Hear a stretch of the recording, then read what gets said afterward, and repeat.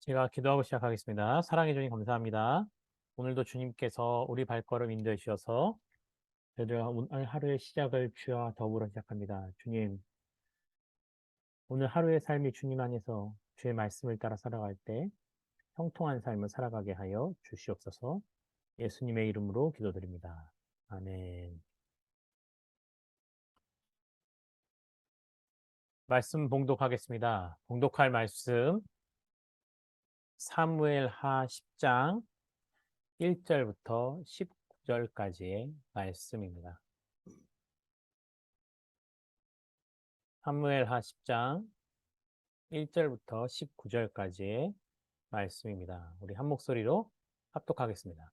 그 후에 암몬 자손의 왕이 죽고 그의 아들 한운이 대신하여 왕이 되니 다윗이 이르되 내가 나하스의 아들 한운에게 은총을 베풀되 그의 아버지가 내게 은총을 베푼 것 같이 하리라 하고 다윗이 그의 신하들을 보내 그의 아버지를 조상하라 하니라.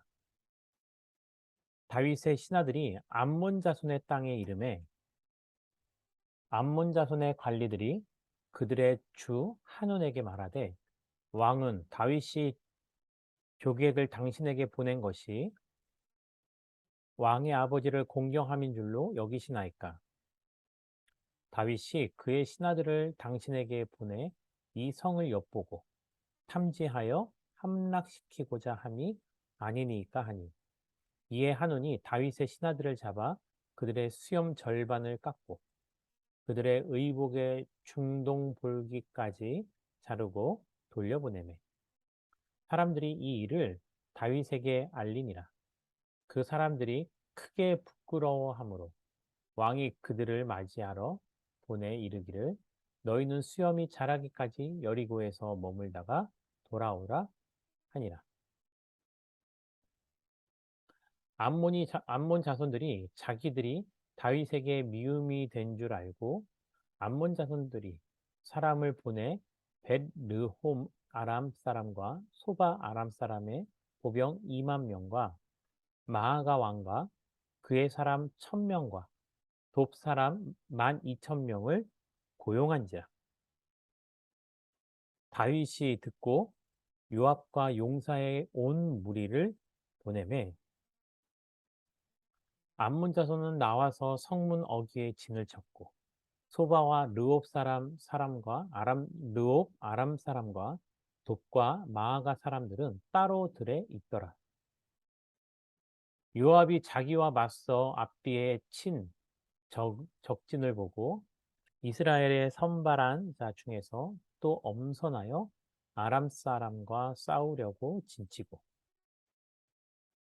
그 백성의 남은 자를 그 아우 아비새의 수하에 맡겨 암몬 자손과 싸우려고 진치게 하고 이르되 만일 아람 사람이 나보다 강하면 내가 나를 돕고 만일 암몬 사람이 너보다 강하면 내가 가서 너를 도우리라.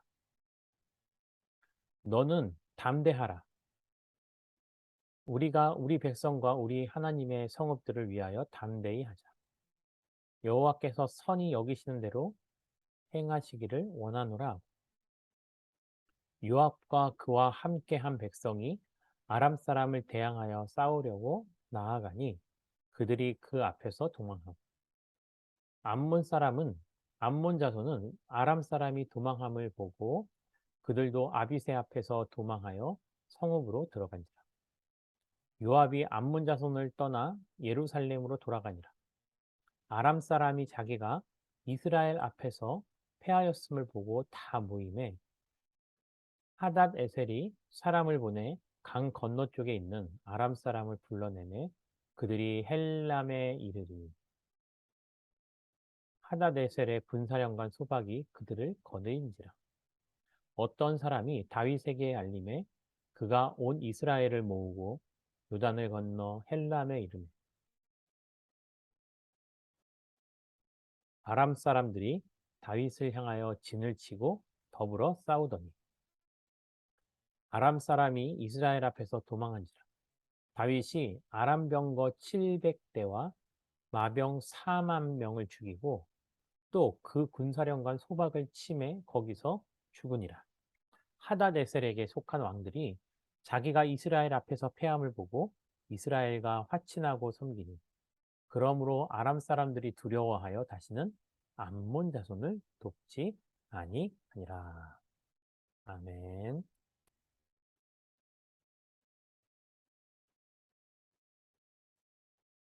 다윗의 삶은 정말 파란만장한 삶을 살게 됩니다.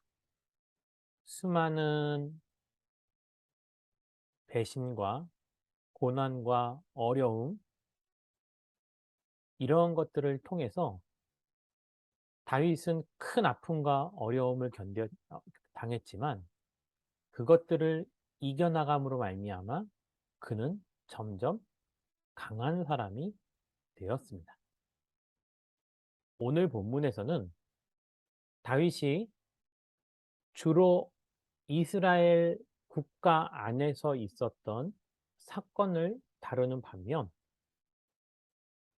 오늘은 이스라엘 사람이 아닌 이방 사람과의 관계 속에서 오는 어려움을 나타내고 있습니다. 1절에서는요, 암몬 자손의 왕이 죽고 그 아들 한운이 왕이 되었다라고 말하고 있습니다. 원래요, 오늘 왕이 되었다고 말하는 한운의 아버지, 그는요, 다윗과 동맹 관계에 있었습니다. 왜냐하면 다윗이 자기를 죽이려고 하는 사울을 피해 다닐 때 암몬 왕 나하스도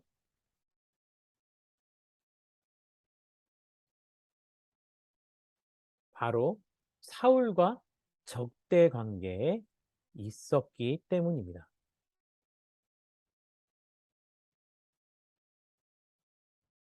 물론 나하스와 사울이 적대 관계를 맺게 된 이유에는요, 사울의 결정적인 실수와 같은 것이 있었기 때문입니다. 물론 나하스도요, 이스라엘 왕인 사울과 동맹을 맺으려고 하는 마음은 없었습니다.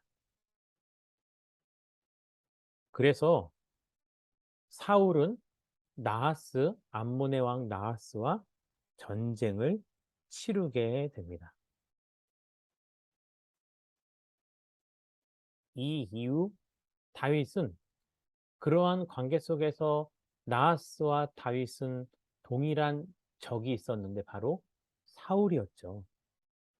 그 상황 속에서 다윗은 나하스와 우호적인 관계를 맺고 있었습니다. 그래서 그 암몬의 왕 나하스가 죽고 나서 그의 아들 한운이 왕이 되었을 때 그 아비 나하스의 장례를 치를 때 다윗은 조문객을 보내어서 한운을 조문하게 됩니다. 그리고 다시 다윗이 그의 아비 나하스와 동맹 관계에 있었던 것처럼 또 나하스보다는 다윗이 더 절박한 가운데 있었죠. 그때 동맹을 맺어준 나하스에 대해서 그의 아들을 찾아가 너의 아비가 나를 선대한 것처럼 이제 나도 너를 그렇게 대할 거다라고 말을 하게 됩니다. 다윗은 자기가 입었던 은혜를 잊지 않았던 거죠. 그런데 이러한 상황 속에서 다윗과 한운이 동맹의 관계를 맺어나가면서 좋은 관계를 유지했다면 두 나라의 전쟁은 없었을 것입니다. 하지만 한운에게 있었던 신하들은 장래 조문객을 보냈던 다윗에 대해서 왜곡되이 말을 하게 됩니다. 그래서 다윗이 진짜 조문을 하기 위해서 신하들을 보낸 것이 아니고 바로 우리나라를 지금 살피기 위해서 스파이를 보냈다라고 말을 하게 되죠. 그 스파이들을 통해서 정보를 취득하고 이 암몬에 쳐들어와서 전쟁을 치르려 한다는 거예요. 왜냐하면 그 전에 다윗은 어디를 나가서 전쟁을 했던 정말로 그 전쟁에서 패배를 맛보지 못했던 전승의 장군이었기 때문입니다. 하지만 그렇다고 하여도 분명히 나하스와 다윗의 동맹 관계를 알았음에도 불구하고 한우는 그 밑에 있는 신하들이 실수를 함으로 말미암아 한운에게 있어서도 큰 고난이 찾아오게 됩니다. 한우는 자신들의 신하의 말만 듣고 다윗이 보낸 조문객으로 왔던 신하들을 잡아서 그들의 수염을 절반만 자르고 의복을 찢어서 저들을 다시 돌려보냅니다. 이는 굉장한 수치였습니다. 수염을 절반을 잘랐다는 게요. 길이로 절반을 자른 게 아니고요. 밑으로 길게 길었던 수염의 좌우 한쪽 가운데 절반을 잘라냈다라는 거예요. 그리고 옷을요.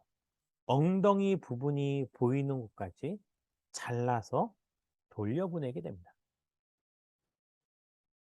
다윗은 그 광경을 보고 굉장히 참담하였을 것입니다. 그리고 그러한 수치를 당한 신하들이 다윗의 성에 아직은 들어오지 않고 오는 길에 그 수염이 다 자랄 때까지 여리고에 머물러 있으라고 말을 합니다. 그리고 이렇게 행동한 암몬의 왕 한우는 당연히 다윗이 보낸 조문객을 그렇게 경멸함으로 말미암아 다윗이 자기를 미워하게 됐다는 것을 알게 되는 거죠. 우리나라 속담에 이런 말이 있죠. 방귀 낀 놈이 성낸다. 본인이 먼저 그렇게 배신을 하고 나서 본인이 식겁하여서 다윗이 쳐들어오기도 전에 이미 아람 사람들을 용병으로 돈을 주고 사서 전쟁을 준비하게 됩니다. 그 수가요, 무려 3만 2천 명의 용병을 모으게 됩니다. 이 소식을 전해 들은 다윗은 자기의 나라로 쳐들어오는 암몬에 대해서 전쟁을 할 수밖에 없었겠죠. 그래서 우리는요, 사실 내 옆에 누구를 두고 있느냐가 굉장히 중요합니다. 우리는 가장 가까운 데 있는 그 사람의 한마디로 인해서 돌이킬 수 없는 실수를 하게도 됩니다. 또 내 가장 가까운 데 있는 사람 가운데 마음을 합하지 못하고 또 진짜 나를 사랑하거나 함께 처한 공동체를 사랑하는 마음이 없을 때 오히려 그들로 인해서 그 공동체 전체가 큰 어려움을 겪게도 된다라는 것입니다. 오늘 본문에서요. 그래서 결국 다윗은 용사들을 뽑아서 전쟁을 준비하게 됩니다. 암몬과 그 아람의 용병들은 이미 성문에서 나와서 진을 치고 있었고 다윗은 이에 요압을 보내어서 이제 저들과 전쟁을 준비하게 됩니다. 여기서 신중한 것은요. 다윗은 자신이 가지고 있는 군인들 가운데 선발하여서 또 오늘 말씀해 보니까요. 엄선했다고 그랬죠. 진짜 그 전쟁에 나가서 최소의 희생으로 최대의 결과를 얻어낼 수 있는 전쟁을 준비하게 되는 거죠. 그리고 요압이 그렇게 나가서 싸울 때 그 백성 가운데 남은 자들 가운데 그 군인들을 그의 아우 요압의 아우 아비새가 아비새에게 맡기게 됩니다. 그리고 요압은 나가서 전쟁을 치르게 되죠. 이 전쟁을 치르는 데 있어서 먼저 전쟁을 준비했던 아람 사람 그들의 전략은 요압이 간파하게 됩니다. 그리고 요압은 이렇게 말합니다. 이 전쟁에서 하나님의 은혜가 가하면 이길 수 있다라는 신뢰를 보여주죠. 또 하나는 바로 자기 동생 아비새와 언약을 합니다.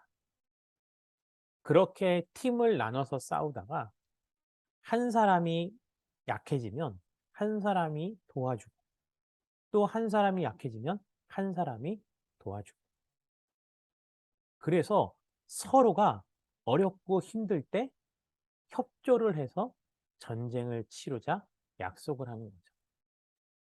그리고 나서 그 전쟁을 싸우는 이유가요. 요압이 아비새에게 이렇게 말합니다. 너는 담대하라. 우리가 우리 백성과 우리 하나님의 성읍을 위하여 담대히 하자. 전쟁에 나아가서 이기는 것이 자기의 공로를 세우기 위한 것이 아닌 거죠. 백성의 안정과 그 나라의 평안을 위해서 우리가 담대히 나아가자는 거죠. 오늘 말씀을 통해서요. 우리가 이 나라와 이 민족을 위해서 기도할 때 이러한 기도를 하지 않을 수 없습니다. 이 나라를 이끌어가는 위정자들이 또 어제는 국군의 날이었죠.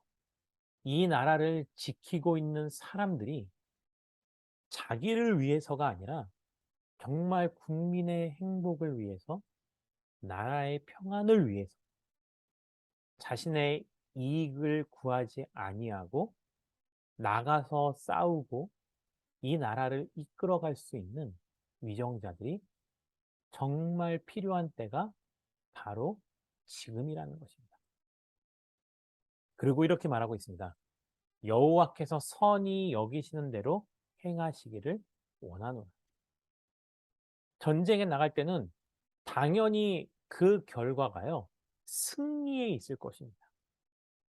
하지만 그보다 요압은 무엇을 구하고 있냐면 하나님께서 선히 여기는 대로 행할 것이라는 것. 그 하나님의 인도하심에 순종하겠다라는 것이 바로 요압의 말이었습니다. 그래서 우리는요, 위정자들을 위해서 기도할 때 자기의 유익을 위해서가 아니라 오히려 국민의 행복을 위해 나라의 평안을 위해서 자기 자신을 희생할 줄 아는 자들이 필요하다라는 것. 그래서 그런 위정자들이 그러한 사람들이 될 수 있도록 우리는 끊임없이 저들을 위해서 기도해야 됩니다. 요압은 전쟁에 나갈 때 이미 아람 사람들의 전략을 간파했습니다. 저들은요, 사람을 나누어서 앞뒤로 둘러싸서 그들을 포위해서 전쟁하기 위해서 저들은 복병을 심어두었습니다. 이미 요압은 그 전략을 간파했고요. 그래서 요압은 나아가서 저들을 싸워 이길 수 있었습니다. 이렇게 전쟁이 끝나고 요압이 다시 예루살렘으로 돌아왔을 때 자신들의 우선된 잘못을 깨닫지 못하고 아람 사람들은 다시 전쟁을 준비하기 위해서 사람을 모으고 또 쳐들어옵니다. 이 일을 다윗에게 신하들이 알렸고 다윗은 이번에는 온 이스라엘을 모아서 요단강을 건너 이제는 자신에게 쳐들어오는 것이 아니고요. 다윗이 아람을 쳐들어갑니다. 그리고 이러한 전쟁을 통해서 오늘 성경에 보니까요. 다윗이 아람 병거 700대와 마병 4만 명을 죽였다라고 나와 있습니다. 수로 따지면요. 암몬이요. 바로 아람 사람들 용병을 데리고 왔던 3만 2천 명 이상의 군대를 다윗이 싸워서 이기게 된 것입니다. 처음에는 암몬 자손이 아람의 용병을 취해서 전쟁을 했고 그 뒤로는요. 아람 사람들 스스로 또 전장을 갖추고 왔을 때 그들은 어마어마한 피해를 입고 패배하게 됩니다. 그리고 그 이후에 결국 자기들이 더 이상 다윗을 이길 수 없음을 깨닫고 이스라엘과 화친을 맺고 또 이스라엘을 섬기게 되었다라는 거예요. 그래서 그 뒤로는요.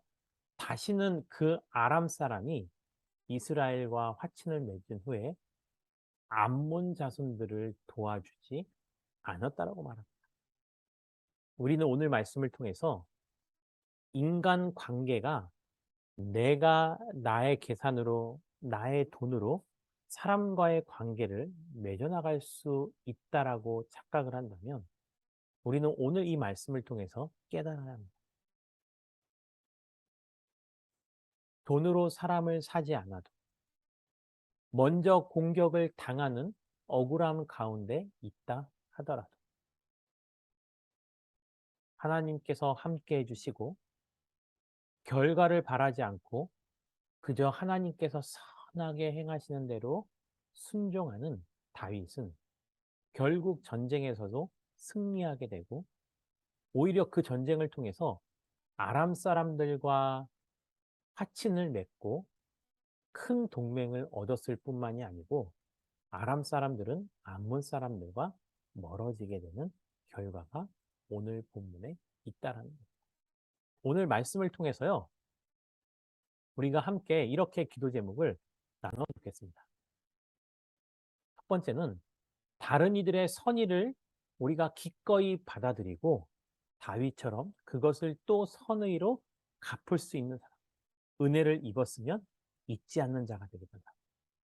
또한 악한 것에 연합하여서 그로 인해서 죄를 범하지 않는다.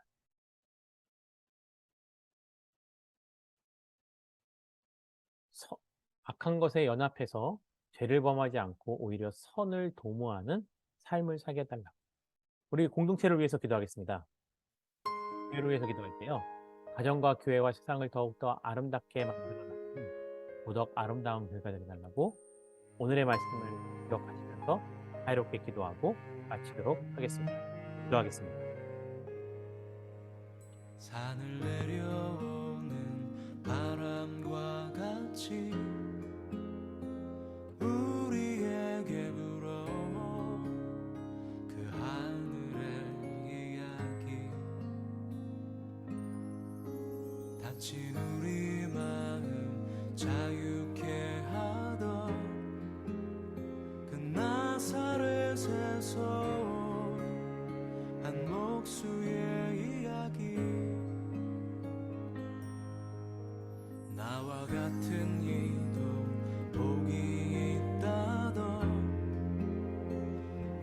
이전엔 한 번도 듣지 못한 이야기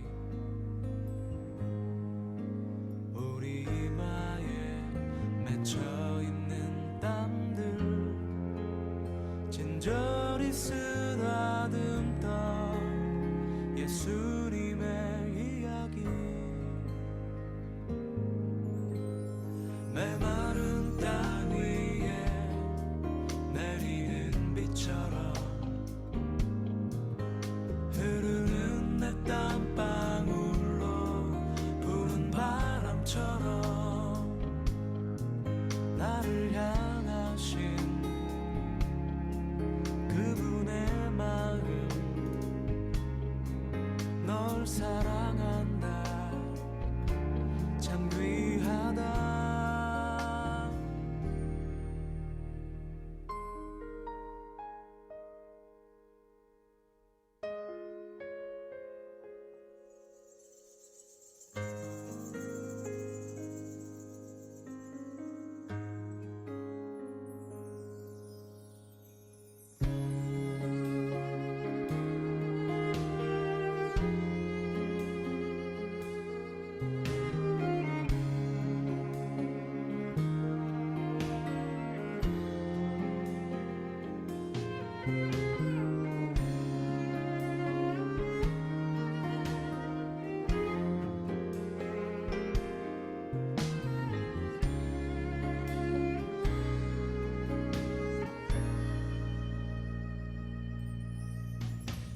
메마른 땅 위에 내리는 비처럼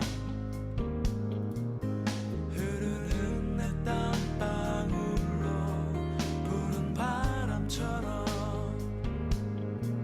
나를 향하신 그분의 마음 널 사랑한다 참 귀하다 나와 같은 이도 복이 있다던 이전엔 한 번도 듣지 못한 이야기 와서 나의 마음 자유케 하던 그 나사렛에서 온 한 목수의 이야기 나의 모든 짐 그 어깨에 지고 갈보리 향해 가던 예수님의 이야기